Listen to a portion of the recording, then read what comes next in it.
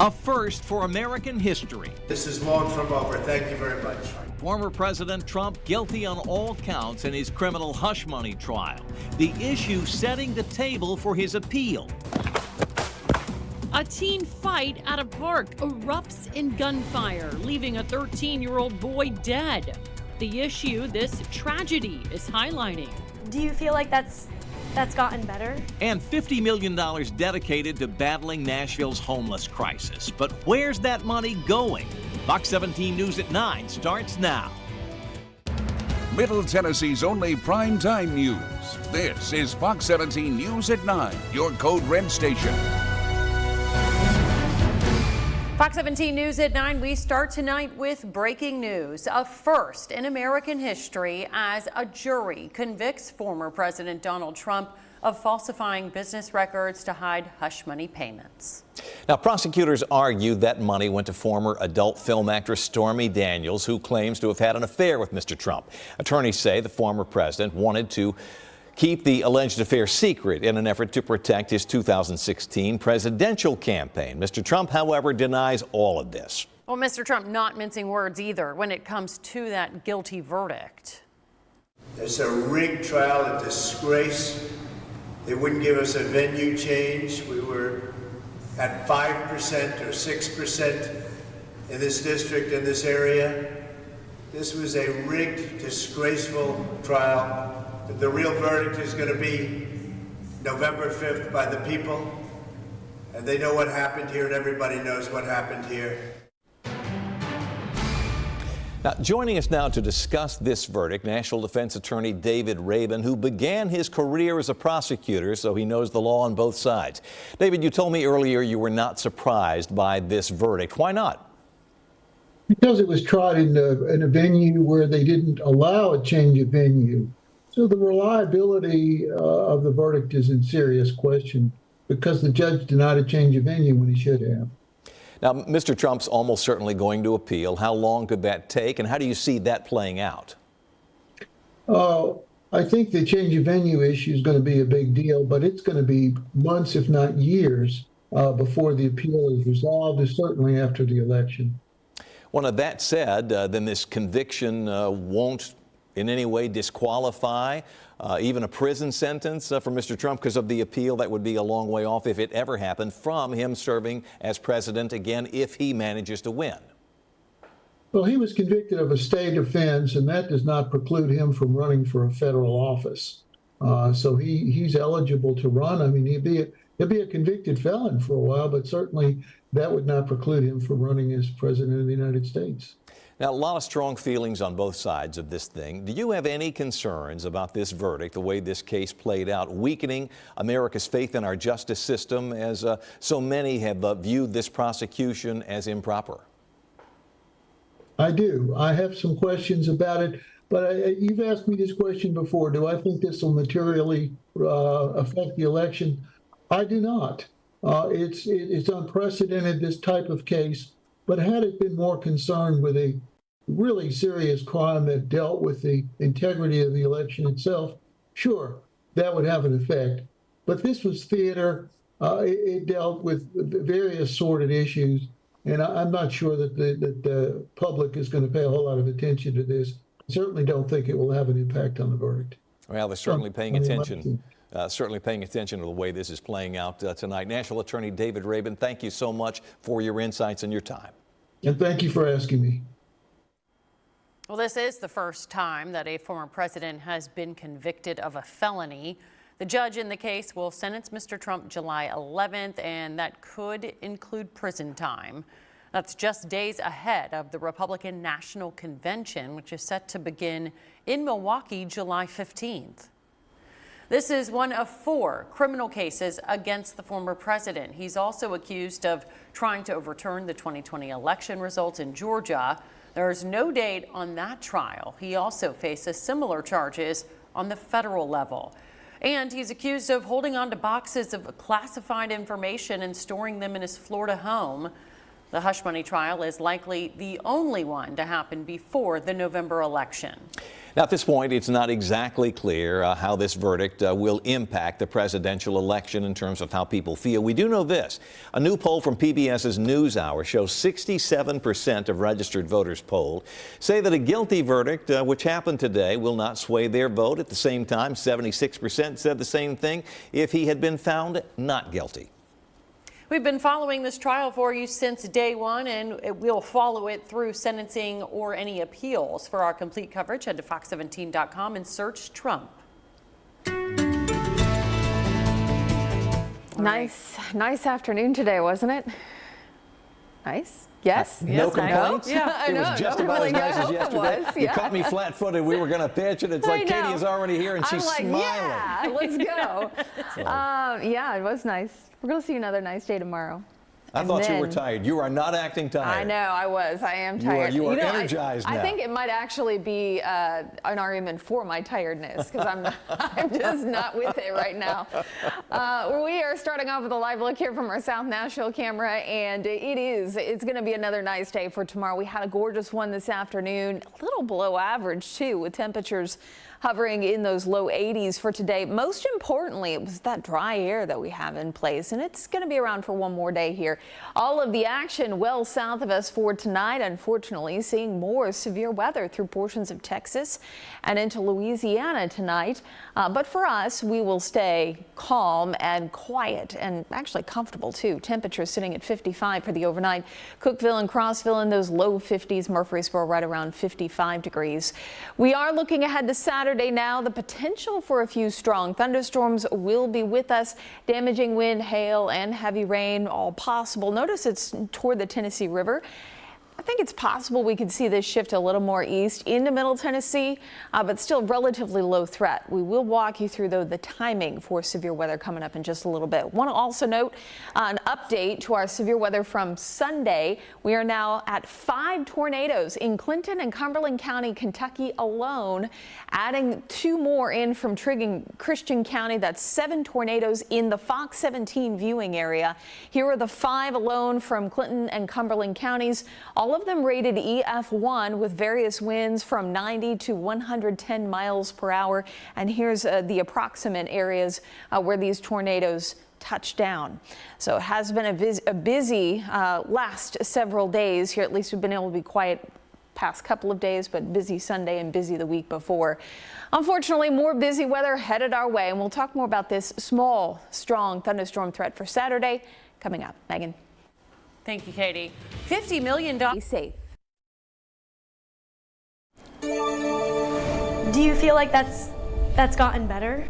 In the high cost of homelessness tonight, Fox 17 News tracking the $50 million earmarked to address Nashville's homeless crisis. Well, for years, we've shown you the lasting impact of this issue. So, is all of that money going to good use? Fox 17 News' Amanda Chin sitting down with the director of the Office of Homeless Services and Nonprofits to find out. It's the largest investment Nashville's ever made. It wasn't an easy road to get Metro Council to approve the $50 million, but once it passed, city leaders say they went right to work. How effective have these funds been to address homelessness? Well, there are 4 sections of funding within the $50 million. First, there are $9 million for temporary housing. So far, the city's closed 4 homeless encampments because of this funding for more units.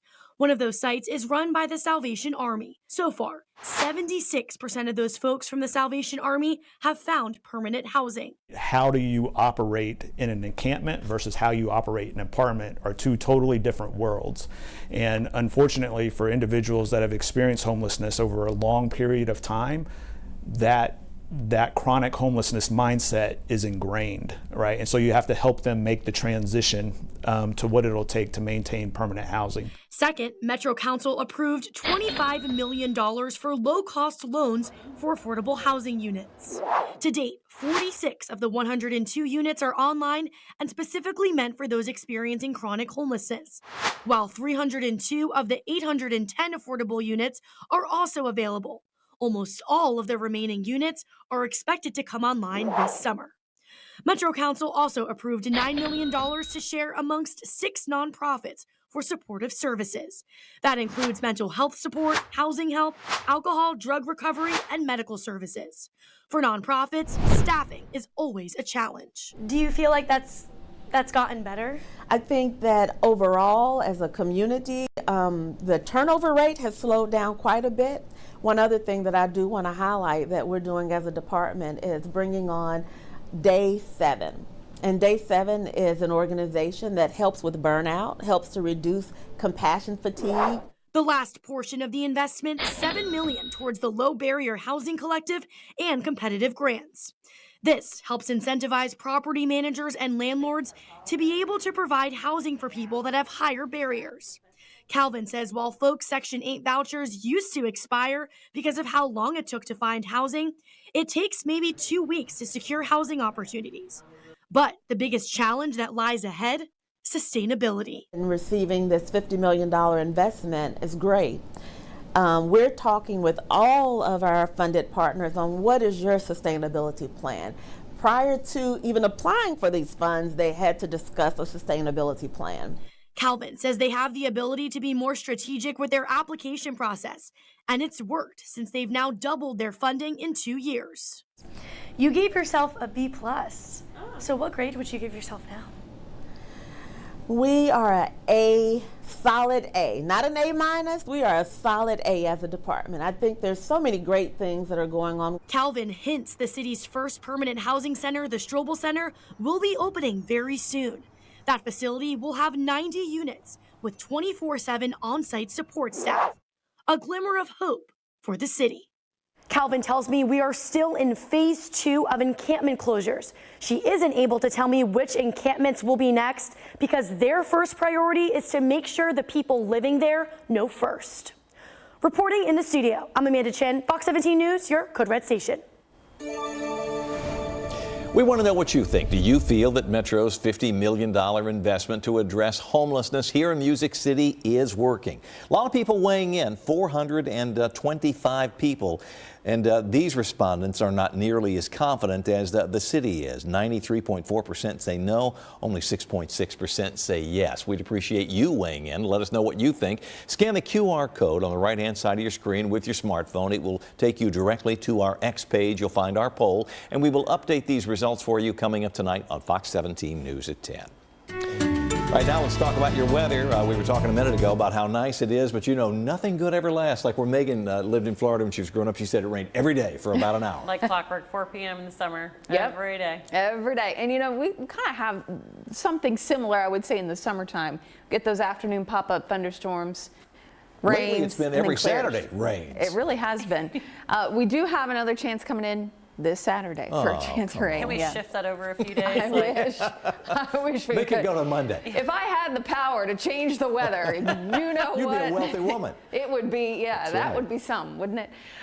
We are looking at a chance for showers and storms on Saturday. Unfortunately, we may end up with a couple strong to severe. It's not going to be a great threat right now, but it's something we need to keep our eye on. It's mainly west to 65.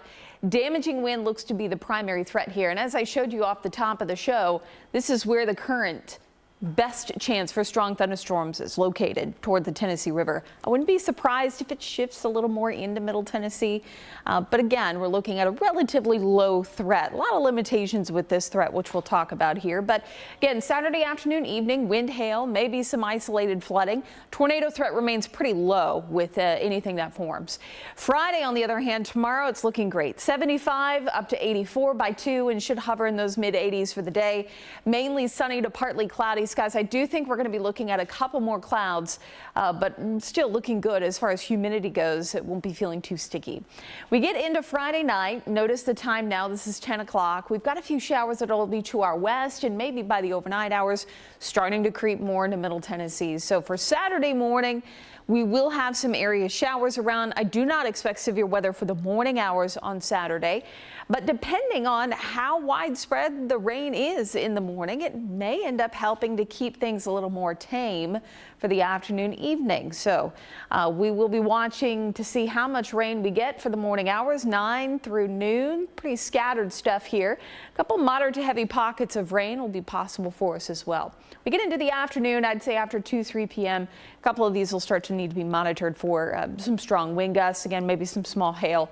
Here's 4 p.m. Even more showers here. This will be along the front as it comes through Saturday night. So again, the main timing for severe weather, if we were to see any, would be later in the evening hours, right around 7 o'clock. And this will be along the front here. And that's really, I think, going to be one of the main drivers for any chance of severe weather will be this cold front that's passing through. As we head towards 9-10 o'clock, you can see that line begins to break apart, which is why Storm Prediction Center has the area highlighted to the west right now as the best spot for severe weather.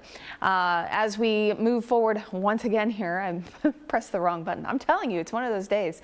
We'll go forward through this again because I do want to show you getting into Saturday night, early Sunday morning here. Here's Saturday afternoon if you missed it the first time. 2 o'clock and on into 4 p.m.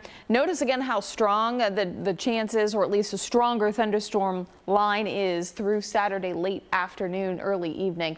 Then it just kind of breaks apart here as we get into the evening hours. Overnight into early Sunday, we'll continue to see a few showers around east of 65, but again, the severe threat will be over with by then.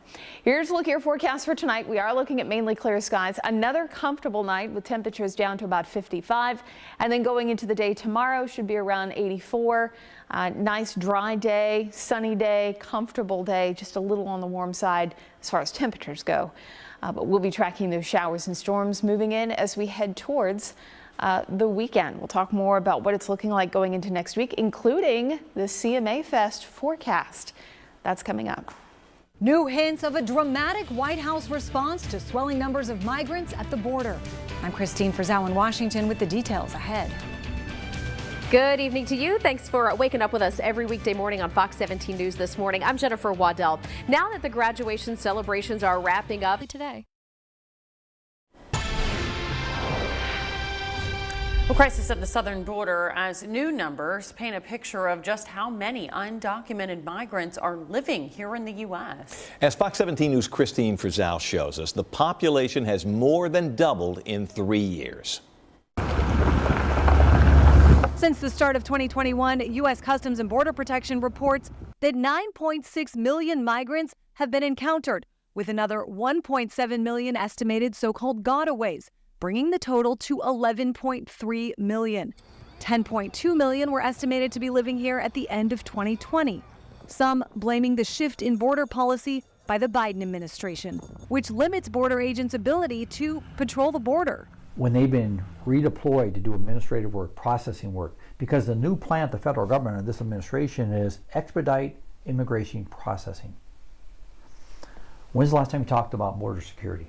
While President Biden did undo several executive orders put in place by the Trump administration, Homeland Security Secretary Alejandro Mayorkas insists it's part of a global change in mass migration, but also admits plenty of people are taking advantage of an overwhelmed system. The reality is that some people do indeed try to game the system. That does not speak to everyone whom we encounter, but there is an element of it, and we deal with it accordingly. New indications that may include a new round of executive orders by President Biden, using an authority under the Immigration and Nationality Act to temporarily shut down the border if the numbers get too high. A policy laid out in the Senate border bill, which allowed for activation of the policy if during a period of 7 days, there is an average of 5,000 people who are encountered each day. Backers of the bill, which failed twice, accused Republicans of preventing the problem from getting fixed to help Donald Trump in November. Donald Trump came out and said, don't do it. I don't want to give the current president a win, so he's playing politics with it instead of focus on what the needs are from our law enforcement at the border. As far as those expected executive actions from President Biden, we expect to hear much more next week after Mexico holds its election on Sunday. In Washington, I'm Christine Frizzell. Reaction to former President Donald Trump's guilty verdict. This is now from the judge to the jury's makeup. The trial leading to the conviction of former President Donald Trump very much under the microscope. Well, Fox News' Connor Hansen with a look at how we got here. This was a rigged decision right from day one. The jury handing down a verdict of guilty on all 34 counts after nearly 6 weeks of listening to 80 hours of witness testimony. We didn't do a thing wrong. I'm a very innocent man, and it's okay. I'm fighting for our country. I'm fighting for our Constitution. Jurors resumed deliberations for a second day after asking the judge overseeing former President Donald Trump's hush money trial to review testimony from prominent witnesses. The 12 Manhattan residents who sit on the jury again listening to testimony from David Pecker, the former publisher of the National Enquirer tabloid, and Michael Cohen, Trump's ex-lawyer, regarding key conversations both had with Trump in 2015 and 2016. The request stirring debate over what jurors could be considering before handing down a verdict. I didn't ever think it was going to be an acquittal. Having been in the courtroom, I thought it might be a hung jury, 10-2, 11-1. But verdict is only the result of what you're given up until that point. So this is not a surprising result to me. Jurors also asked Judge Juan Merchan to repeat some of their directions guiding their deliberations. Several jurors taking notes as the judge read from his instructions about making inferences from proven facts. This was a rigged, disgraceful trial. The real verdict is going to be November 5th by the people. Now tonight, state lawmakers here in Tennessee taking to social media reacting to this historic verdict. Well, Senate Majority Leader Republican Jack Johnson taking to his X page to say, this is a sad day for America. This is what Democrats do to their political enemies. And Democratic State Senator Jeff Yarbrough of Nashville, representing District 21, says that maybe so entirely baked into the politics is not the matter electorally, but it says a lot about the good old United States of America, that no man is above the law, and he says that is a good thing. Well, Republican U.S. Senator Marsha Blackburn also posting on her X page saying weaponizing the law to target your political opposition is what you'd expect in places like Russia, China, and North Korea, but not America. She says Donald Trump did nothing wrong and goes on to say Joe Biden and the Democrats have abused our justice system. And State Senate Minority Leader Ramesh Akbari of Memphis says this is an interesting time in our history and how we react determines our future. She goes on to say democracy must rise above politics. We've been following this trial since day one and will follow it through sentencing or any appeals. For our complete coverage, go to fox17.com and search Trump. We've created the sickest generation of youth our country's ever seen because we have desensitized our youth to gun violence. In Operation Crime and Justice, community leaders say enough is enough after this fight caught on video between teenage girls in Bellevue that leads to deadly gunfire. A 13-year-old boy shot to death last night after being wounded several times at the Red Caboose Park. His 16-year-old sister was wounded, but she survived. Fox 17 News' Kylie Walker tonight with how this incident points to a much broader issue. A very tragic story. To put in perspective of where we are standing, this park is right next door to a fire station where a girl who was shot walked over to in order to get help. That's where city leaders say that emergency crews rendered aid and also walked over here only to find at the park the 13-year-old boy who was shot. This video making its rounds on social media, seen here on Scoop Nashville. It shows a fight that led to the deadly Bellevue shooting, where police say a 13-year-old boy was killed and his 16-year-old sister is recovering in the hospital. Police say this 15-year-old boy has been arrested and charged. Now District Council member Sherry Weiner struggles to find words. Children on children, children killing kids, there's something wrong. Following this tragic death, I did some digging, and we found similar crimes involving Bellevue youth. Now, earlier this year, a teen was killed in a shootout at a strip mall. The following month, another shooting involving a teenager. This behind an old movie theater. What have I done?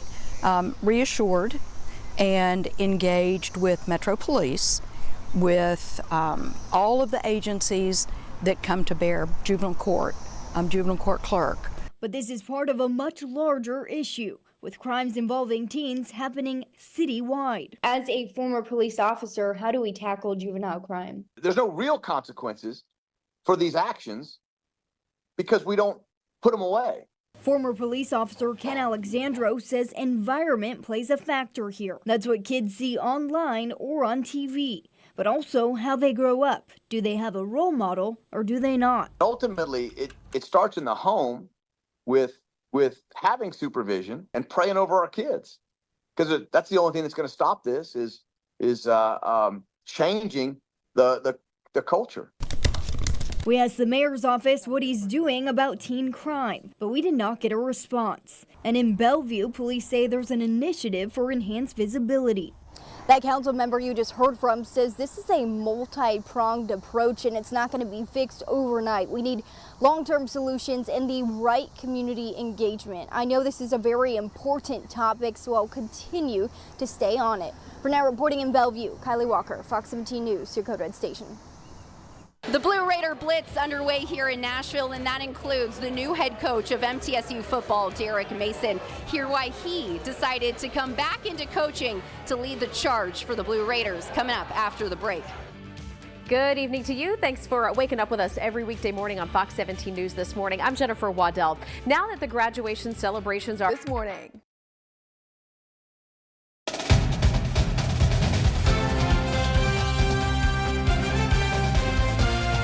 In sports, MTSU's football team in Music City tonight for the annual Blue Raider Blitz, led by their brand new head coach, Derek Mason. Well, Fox 17 sports director Jill Jelnick caught up with Mason and has more on his vision for the program. A new era of MTSU football is underway, and the man leading the charge is right here next to me, head coach Derek Mason. Coach, first of all, thanks so much for joining us, and we have to start with the Blue Raider Blitz because this is a great crowd tonight, and I know you missed this. You took last year off from coaching, and you came back to lead this MTSU program. Why here? Why now? Well, MTSU is close to my heart. I think I graduated from a state school. You know, I'm a state product, and I believe that this place fits me. The people fit me. The opportunity to do something special at a place, man, that has such good bones, it's the right place, right time, right opportunity. You mentioned the good bones, the foundation. This is an MTSU program that has experienced a lot of success in the past, but recently have struggled coming off a year where they finished 4-8 overall. Right. As you start your vision for this program, what are the first steps that you need to take as you start this journey? It's always about foundation and culture. You know, you don't move a program forward working from the outside in, you work from the inside out, right? So it starts with staff, people, players, your roster, and then what you do is what we've been doing.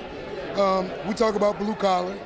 You know, every day's a job interview. So we walk into the workspace, and all we look to do is get 1% better. It's about making sure that we invest in people. It's about how you make people feel. Do they know your program? Do they love your program? You know, why should they come see you? Why should they support you? And we feel like MTSU is like App State. It's like being in Boone. It's like being in Boise, right? I mean, we sit in a place where we have unique surroundings, but we're in a place where we are uniquely MTSU. And that's what I love about this place. It's authentic. It's truly blue, and we feel like our program is not far away. And it's right around the corner. You're about to get started. MTSU era with Coach Mason gets underway August 31st when they open up at home against Tennessee Tech Golden Eagles. And Coach, we're excited to see this new era get underway. Thanks so much for joining us. That's two of us. Go Blue. Coming up, we'll talk more about the potential for a few strong thunderstorms going into Saturday, and we have a look at the CMA Fest forecast for next week. Also, we had a red weather wrap. Continuing coverage now on an early morning stabbing at a WeGo bus stop in South Nashville. Let me show you where it happened. Essentially 12th Avenue South, right at this intersection with Wedgwood. We're talking right down the street from Belmont University, just a few short blocks in the Edge Hill area. Now, witnesses say two men got into an argument there at the corner. One of them pulls out a knife, stabs the other at least 2 times. 31-year-old Jacob Boswell reportedly continued to attack the victim while he was on the ground. It is just just the latest in a rash of shootings and stabbings connected to WeGo in recent months, and tonight a local transit advocate, Darius Knight, is calling for a change in leadership. I do believe that the mayor's push for transit is a positive sign, but I do believe that the mayor has a dilemma of if he's going to continue to back the people over at this agency or to replace them with someone who will actually do what is necessary without him having to constantly step in. There have been 2 stabbings and 2 shootings associated with WeGo since April. The mayor's office brokering a meeting between WeGo and Metro Police in an effort to address recent security concerns. Well, new tonight, a report from the Washington Post says in 2022, TikTok offered the U.S. government a deal to give it unprecedented control of the app. The Biden administration ended up rejecting the deal and instead urging TikTok to divest from its China-based parent company. Fox's Hillary Vaughn explains why. The Biden administration rejected a deal that would have given them partial control over TikTok, a compromise that TikTok thought might help them avoid an all-out ban. But it didn't ultimately solve the problem, which is TikTok is owned by a Beijing-based business, which means the Chinese Communist Party has influence over it. The Washington Post reports the deal on the table would give the U.S. government veto power over each new hire at TikTok, let a defense contractor monitor TikTok's source code, and give the feds a kill switch to shut down the app if anything were to go haywire. But a senior Biden administration official telling the Post the only acceptable option is completely cutting off TikTok from China for national security concerns, saying they, quote, determined more than a year ago that the solution proposed by the parties at the time would be insufficient to address the serious national security risks presented. It became clear that divestment from its foreign ownership was and remains necessary. Republicans say this half-measure fix floated by TikTok would have made the U.S. operate just like the CCP. Why would we choose to do what TikTok has already done? And that is to give the government access. Time is ticking for TikTok to put themselves up for sale and find a buyer if they want to continue to be on smartphones in America. But instead of doing that, they are busy suing over the divestment order signed into law by President Biden. A U.S. appeals court in D.C. will be hearing the case and has fast-tracked the process to get a ruling by December 6th, leaving time for the Supreme Court to weigh in if needed. Now, TikTok has until January 19th to divest to an American company or face a ban. In Washington, Hillary Vaughn, Fox News. Well, back to our weather. Katie told us the potential for severe weather is coming on Saturday, and I guess it's already on radar? Yeah, we've got some of the same system here. We're looking at it through Texas and Louisiana tonight. And for us, again, it's going to be a relatively low threat and a lot of conditional severe weather, if you will, for Saturday. But we will see some showers and storms move our way at least. Nothing like what they're seeing here this evening throughout Louisiana, Texas, and even into Oklahoma. It's just been a busy, nonstop May for the most part across much of the U.S., including here in Middle Tennessee. Now, this is the outlook for tomorrow. Notice that a lot of it stays to the west of us throughout much of Arkansas, the Mississippi River, and the Memphis area. Then we get into Saturday. This is going to be where we're looking at the potential for a few strong storms. Again, we're right on the edge of it, where we've got a slightly bigger risk out towards Memphis for Saturday. So close enough, we'll have to keep an eye on it for Saturday afternoon, mainly Saturday evening as the front is moving through.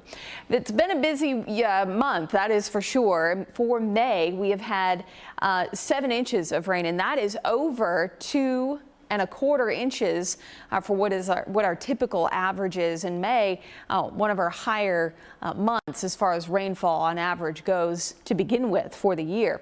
For the year, our average right now, or our total, I should say, is 24 inches, and we're above that as well, about 2 inches above normal. We're going to see plenty more storm chances here as we head into the weekend, moving more into a stormy pattern. Fortunately, at least for now, I don't see a really big organized threat for severe weather. A lot of these will be sort of an isolated strong thunderstorm or two popping up as we go through much of the week. But you notice as we head towards Wednesday and Thursday that our rain chances begin to taper off a little bit here. Could be good news for CMA Fest as we take a look at the the forecast going into next week. Now, keep in mind that this is looking over a week out, so we will likely see some changes between now and then. And for any of you, of course, that have been here long enough, pretty well know it's either really hot for CMA Fest and humid, or we're dealing with thunderstorms. So if this were to pan out, this would be, I think, one of the better forecasts we've seen in a while. A couple shower chances possible. Right now it's looking like Thursday, Friday, potentially into Sunday. Temperatures hovering in those low 80s. I was looking at the 8 to 14 day temperature outlook. This does hold with what the below average temperature outlook is showing for us here in Tennessee. So fingers crossed for a relatively nice forecast as we head into the later part of next week and into the weekend. We take a look at the 7-day and you can see that temperatures here hover in the mid 80s. I am looking at more humid air to arrive for next week as well, which is aiding in a lot of these thunderstorm chances from Saturday all the way through Tuesday. Now, if the trend continues as what we're seeing for Saturday, we will move forward with a code red day. For now, we'll continue to monitor. New tonight, Chief Justice John Roberts telling Congress thank you, but no thank you. The Chief Justice of the U.S. Supreme Court declining to meet with Democratic senators to discuss the controversy surrounding Justice Sam Alito. American flags were flown upside down at 2 of the justices' homes following the 2020 presidential election. Supporters of the president at that time, Donald Trump, did this to protest the results. Now, this as the Supreme Court is set to hear arguments surrounding 2 election cases. In your consumer news, drones may soon be delivering packages right to your doorstep there. Amazon expanding its drone delivery service. Remote pilots can now send the drones beyond a line of sight technology advancements that Amazon has actually spent years developing. It plans to start delivering to more of its test markets in College Station, Texas, and Phoenix later this year. Putting aside insecurities for the summertime, just how to make yourself comfortable with showing. In health news, as the summer weather warms up, shorts, swimsuits, and other clothing like that, well, they come out. Well, for those who struggle maybe with body image, this time of year can be tough. Tonight, tips from a psychologist on how to overcome body insecurities this summer. On social media or in person, this time of year, it can be easy to compare our bodies to others.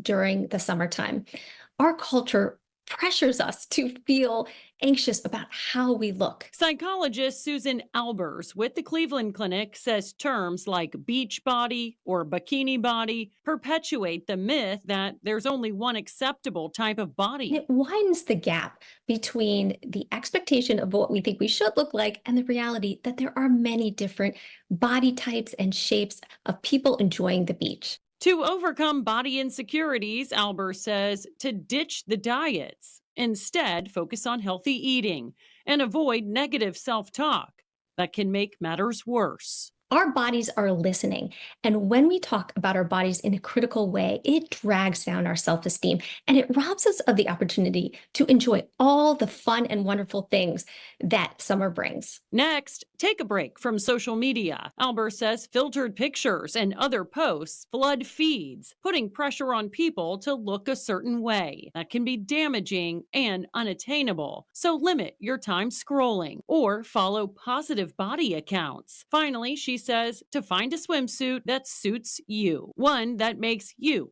feel good. When we feel comfortable, we radiate this out into the world and we can have fun. Well, experts say it's important for parents to also model positive body image because children learn about how to view their own bodies from them. RFK Jr. says Trump, Biden, and CNN all colluded to keep him off the debate stage. I'm Matt Gelka in Washington, and I'll have the story coming up.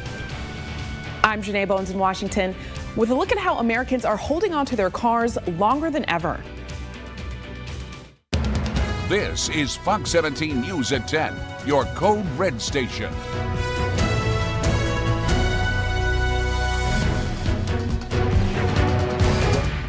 Well, making headlines tonight, guilty of all 34 counts. That's the jury's verdict in former President Trump's hush money trial in New York. Now, this makes Mr. Trump the first president, former president, I should say, in American history to ever be convicted of a felony.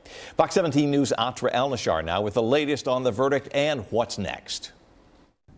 Former President Trump walking out of a Manhattan courtroom a convicted felon. The 12-person jury delivering the guilty verdict quicker than many experts anticipated, given the complexity of the case. Here's some of what Trump said just minutes after the historic verdict came down.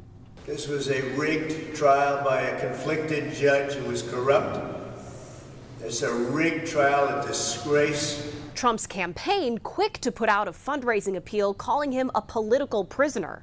Just hours earlier, the Trump team appeared confident things were going their way. I'm just enthusiastic about the fact that the jury seems to be taking its duties very seriously. Manhattan District Attorney Alvin Bragg defending the prosecution's work. We arrived at this trial and ultimately today at this verdict in the same manner as every other case that comes through the courtroom doors. Here in Washington, the White House counsel's office says we respect the rule of law and have no additional comment.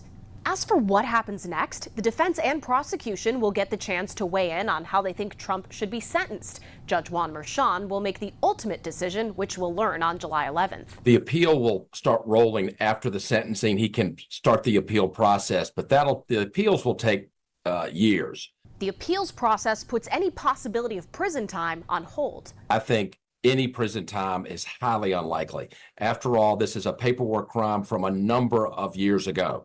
But nonetheless, there's a risk of prison time. The judge has discretion here. Trump's legal team catching some flack for the outcome. First thing Trump has to do is fire his attorneys. His attorneys did not do a good job in preserving issues for appeal. So his attorneys not only made a conviction more likely, they made an appeal less likely. This conviction will not prevent Trump from running for president or holding office in the future. And as long as his sentence is on appeal, his ability to vote in his home state of Florida will not be impacted. In Washington, I'm Atra El-Nashar. Now, we've been following this trial and the charges since day one, and we'll follow it through sentencing and the appeals that are almost certainly coming. To see our complete coverage, go to our website, fox17.com, and just search Trump. Coming up at 10:15, reaction to the guilty verdicts from some of America's top lawmakers. Now to Operation Crime and Justice. New video shared on Scoop Nashville shows that a fight led to a deadly shooting at a Bellevue park. Metro Police say last night a 13-year-old boy died in the gunfire and his 16-year-old sister is now recovering at a hospital. This comes on the heels of a string of crimes involving teenagers in Bellevue.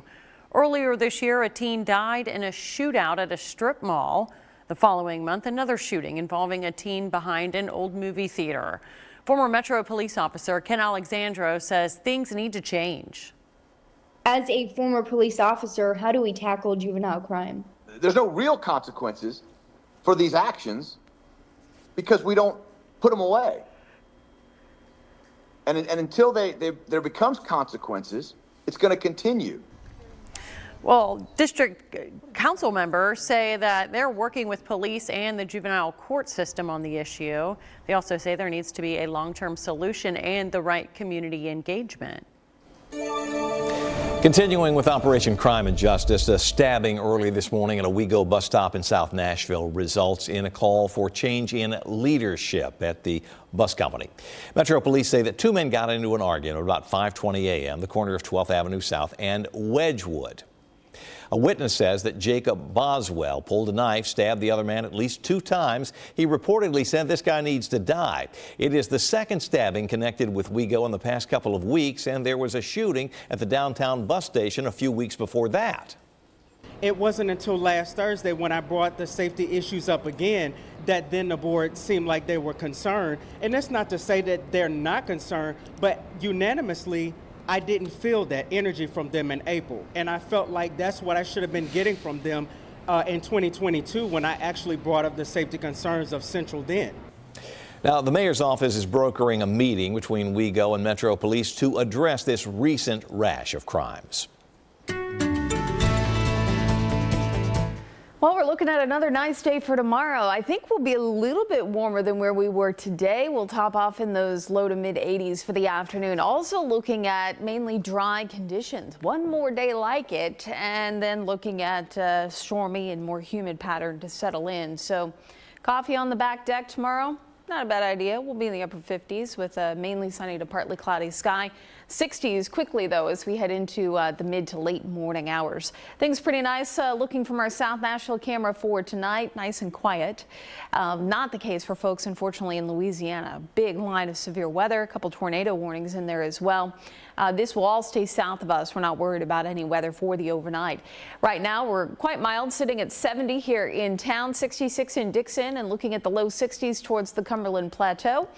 Tonight, we're down to about 55 here in town, with Murfreesboro at 56 and Clarksville right around 54 degrees. Heading into Saturday, we are looking at the potential for a couple strong thunderstorms, mainly toward the Tennessee River.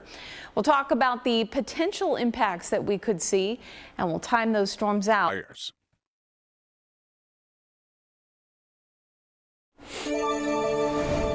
During our 9 o'clock newscast, we told you about our daily X poll asking whether you think Metro's $50 million investment to address the city's homeless crisis is working. You see the results here, 453 people weighing in, and almost 94% say no, don't think so. 6.4% say yes. Our thanks tonight for all who took time to vote.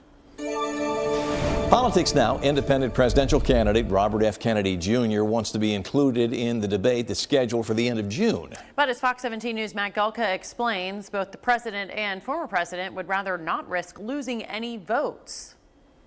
I'm going to speak about the United States Constitution. Robert F. Kennedy Jr. says President Joe Biden, former President Donald Trump, and CNN all colluded to ice him out of the June 27th presidential debate. His campaign sent a letter to the Federal Election Commission slamming the criteria used to only include Trump and Biden. For years, third-party or independent candidates have been trying to get on the debate stage with the major party candidates. Northeastern University journalism professor emeritus Alan Schroeder says RFK Jr. might have a gripe when it comes to one part of the complaint. CNN's criteria called for a candidate to have qualified in enough states where it would be mathematically possible to win the election. Kennedy only has a handful of states right now, but both major candidates won't qualify until nominating conventions this summer after the debate. Kennedy would also need one more notable poll showing support for his campaign from voters. So far, Kennedy hasn't been able to break above 15% in the 4 polls that are required to be included in the debates. Kennedy's camp also cites reporting that Biden's campaign made it clear they wanted a head-to-head debate without Kennedy. CNN also reportedly told the Trump team RFK Jr. would not be on the stage. The lingering question about Kennedy's campaign has to do with which candidate he'd hurt more in November, Trump or Biden. The latest polling from NPR and Marist has Biden and Trump in a head-to-head virtual tie, with the current president up nationally 50-48. But when independent candidates, including Kennedy, are factored in, Biden trails by 4 points. Voters are also quite open to a third-party candidate because of their dissatisfaction with the 2 major party nominees. CNN denies that their criteria violated election law. Meanwhile, Kennedy wants the debate stopped until his grievances are addressed, and he wants an answer by June 20th, the final day to qualify for the debate. Reporting in Washington, I'm Matt Gelka. I'm Janae. Under insurance. Well, continuing coverage after a jury finds former President Trump guilty on all 34 counts in his criminal hush money trial in New York. And tonight, leading members of Congress are reacting to the verdict just like state lawmakers. In a post on social media, House Speaker Mike Johnson accuses President Biden of weaponizing America's justice system. He writes, Democrats will stop at nothing to silence dissent. Johnson believes Mr. Trump will win on appeal. One of the first Democratic responses coming from Maryland's Senator Chris Van Hollen, who writes, everyone is entitled to due process, and Donald Trump had his. Well, Republican Representative Jim Jordan calls the verdict a travesty of justice. He also says the decision is a result of the justice system being weaponized by partisan prosecutors and a biased judge with an unfair process. Jordan claims it's an effort to keep Trump off the campaign trail. On the other side, Democratic Representative Adam Schiff applauds the 12 jurors, saying despite Trump's attempts to delay and deny, justice still prevailed. Looking ahead, former President Trump says he will hold a news conference tomorrow morning at 10 a.m. at Trump Tower in New York. We will have full coverage of that news conference on Fox 17 News at 5:30 and, of course, online at fox17.com. In your consumer news tonight, Americans are holding on to their vehicles longer now than ever before, mostly due to the high cost for a new one. Fox 17 News' Janae Bowens now with a closer look at this trend. Many people say their old car works just fine. New car? I don't have money for buying new car. So how long are you going to hold on to your car? Maybe 5 years more. MK's not alone with holding off. According to S&P Global Mobility, the average age of American vehicles is a record high of 12.6 years old. That's up 3 months from the average in 2023. It could be because a new car will cost you just over $45,000, according to J.D. Power. Everything go up now. Everything up. It eats away at people's budget. And one of the things that people can choose for the most part is, can I hold on to my car a little bit longer? Nate Astol is a financial therapist with Beyond Finance, who is also saving money by holding on to his car for as long as he can. I absolutely love my old car. I have a 2005 Corolla that is still kicking, and I love that thing. But with an older car, you must keep this in mind. Maybe save up for a down payment on a new car, but don't let the savings of holding on to a new car get eaten away by other things if you can. Try and build up something so that when, not if, your car breaks down, you're not going to be stranded. Auto leaders say people are also holding off on buying a new car to see if they want an EV or a hybrid, but there are concerns about having enough chargers. I'm Janae Bowens reporting. A potential massive Ticketmaster data breach. A hacking group claims to have accessed the personal details of around 560 million of the event giant's customers worldwide. The data includes names, addresses, emails, phone numbers, and credit card information. The cyber thieves are trying to sell the information online for $500,000. So far, no public statements from Ticketmaster or its parent company, Live Nation. McDonald's U.S. President Joe Erlinger says the average price of their menu items is up about 40% since 2019, while dismissing claims a Big Mac meal costs $18, noting it's only at one of its 13,000 locations. Erlinger, writing on the company's website, the average cost of a Big Mac is currently $5.29. That's up 21% since 2019. Meanwhile, a new LendingTree survey finding nearly 80% of Americans say fast food is now a luxury due to rising prices. It's going to be less expensive for a consumer to go and get takeout from Applebee's or Chili's than it is to go and get a value meal. The increase in prices have 62% of Americans eating less fast food. The three restaurants seen as the most high-end are Chick-fil-A, Starbucks, and Chipotle. And Amazon customers in the U.S. can now order food delivery straight from the Amazon app through Grubhub. Customers just need to search Grubhub in the product search bar to place an order. The Grubhub Plus membership is included in the Prime subscription. That's business. CJ Papa, Fox News. Well, continuing coverage tonight as federal prosecutors present hundreds of text messages, emails, and phone calls in the trial of Senator Bob Menendez. The New Jersey Democrat and his wife are accused of conspiring with three businessmen in a bribery scheme. The communications presented in court date back to early 2018, before the couple began dating. Prosecutors argue the timeline of their relationship coincides with the scheme. The Menendezes and two of the businessmen have pleaded not guilty, while the third pleaded guilty and is scheduled to testify. His wife goes on trial later this summer. We get one last nice day for tomorrow before things turn stormy and a little more humid going into the weekend. Tomorrow, though, looking nice. Our stormy pattern, though, will return, and it looks like it's going to be around for a couple of days. And unfortunately, Saturday, we're going to have to talk about the potential for a few strong thunderstorms. Right now, it's looking like Saturday afternoon, evening, mainly along and west of I-65. Damaging wind would be the primary concern here, and I'll tell you right now, it's a relatively low threat for us. The level 1 threat is on the edge of the viewing area. I wouldn't be surprised if it's shifted a little more into Middle Tennessee by tomorrow. Still, though, it's a pretty low threat, not a zero threat, though, so we need to make sure we're keeping an eye on it with, again, wind and hail being the primary concerns, along with some pockets of heavy rain that'll be around off and on throughout the day on Saturday. But it's conditional. There are a few limitations at play, which we'll talk about. There are, again, the main concerns as we head through Saturday. And generally, as we get more into the summer months, we will see a stray strong thunderstorm here or there. It's just kind of the nature of those types of storms.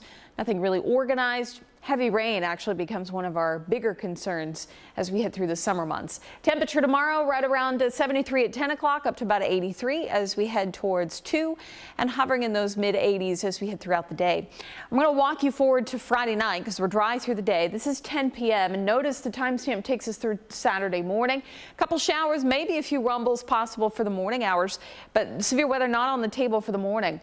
Notice we continue to find decent amount of rain as we go through the morning. Off and on showers here. This may play a role in the severe threat in the afternoon. Instability is really low to begin with. If we have more rain in the morning, it would help stabilize the atmosphere for any severe weather in the afternoon. So 12 noon, scattered showers continues, pockets of rain that are around, and then as we head into Saturday, mid to late afternoon here, you can easily see where the front is lining up. This would be the best threat or best timing for anything that's strong to severe, and again would be along the cold front. Watch what happens though as we head through 7 p.m. till about 11 p.m. You can see the line is starting to break apart, which is why right now best area that is circled for severe weather is to the west, out towards the Tennessee River. We'll continue to see a few showers through early Sunday morning and then some pop-up shower chances as we head into the afternoon. We take a look at your 7-day forecast. As I mentioned, a couple stormy days ahead here. Nothing really organized as far as severe weather goes, but a couple strong thunderstorms here there for Saturday. Right now, it's the way it's looking. If trends continue, we'll go ahead and move forward with our code red day. It is something we'll continue to watch. Weather Window, presented by the National Weather Desk. More flooding in Providence, Rhode Island after nearly 2 inches of rain fell from last night into this morning, while lots of hail littered the grass across portions of eastern Ohio. The photographer of this rainbow cloud in Michigan says it looks like the Greek winged horse Pegasus. And here's a truly stunning sunrise off Florida's Pensacola Beach today. For more content like this, like the National Weather Desk on Facebook. You can see more stories like this every weekday morning on the National Weather Desk. It starts at 8 a.m. on our sister station, MyTV 30.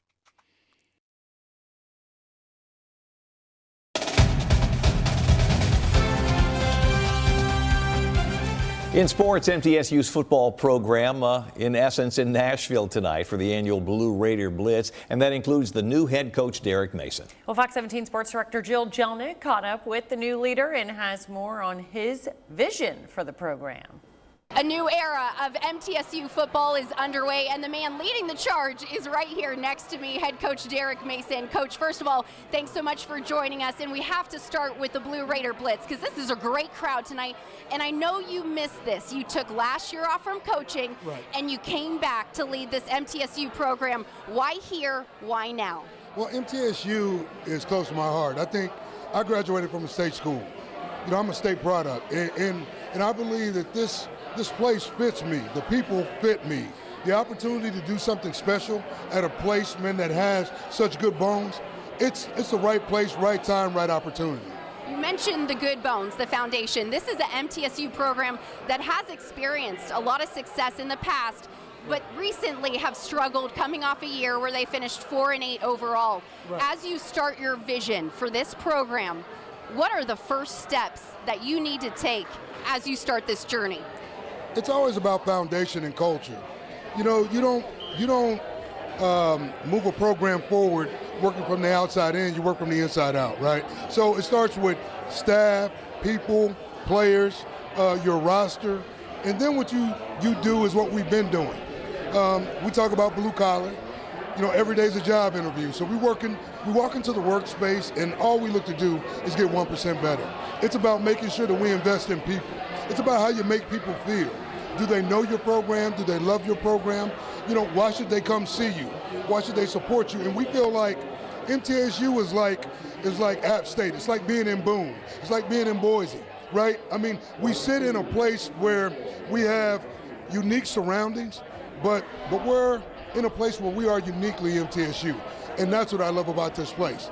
It's authentic, it's truly blue, and we feel like our program is not far away. And it's right around the corner. You're about to get started.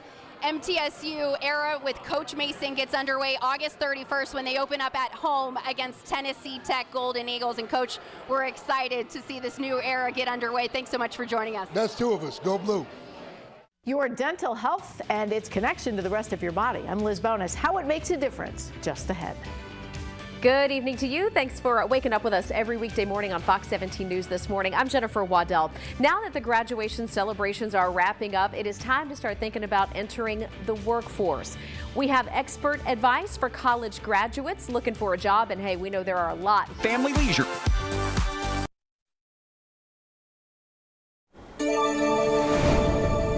In your health news tonight, seeing your dentist may be one of the healthiest things that you can do. As Fox 17 News medical reporter Liz Bonus shows us, that's because dental health impacts your entire body. Hey there, everybody. This report shows that while most of the germs in our mouths are harmless, if you don't have good dental care, those germs can lead to some serious health problems. You doing okay? It's all because your mouth is an entry point to the rest of your body, Dr. Robert Lucas says of Ohio's oral surgery and dental implant specialist. Many diseases are related to inflammation throughout the body. Anytime you have dental disease, then it can also form inflammation. And inflammation has now been linked to heart disease, brain diseases such as Alzheimer's, even preterm birth and low birth weight babies. So that's especially important for younger people who are contemplating whether or not to get their wisdom teeth out to remove that as a source of problems in the future. Dr. Lucas says in addition to concerns about wisdom teeth, cavities are a source of inflammation, gum disease is a source of inflammation. So in addition to good dental care, you can reduce inflammation risk by getting enough sleep, getting as little as 20 minutes of exercise a day, and eating a healthy diet with plenty of dark green leafy vegetables. It's also recommended you keep alcohol intake low, quit smoking if possible, keep your weight down, and trade a cup of coffee each day for green tea. All these help you mind your mouth and the germs that go beyond it. If you notice some of these oral health problems, taking care of these right away, of course, the best option to prevent many of these complications. With your health news, I'm Liz Bonus reporting. All right, and a couple days ahead, we've got chance of rain like clockwork. It's that time of year, I guess. Yeah. It's been a busy week, and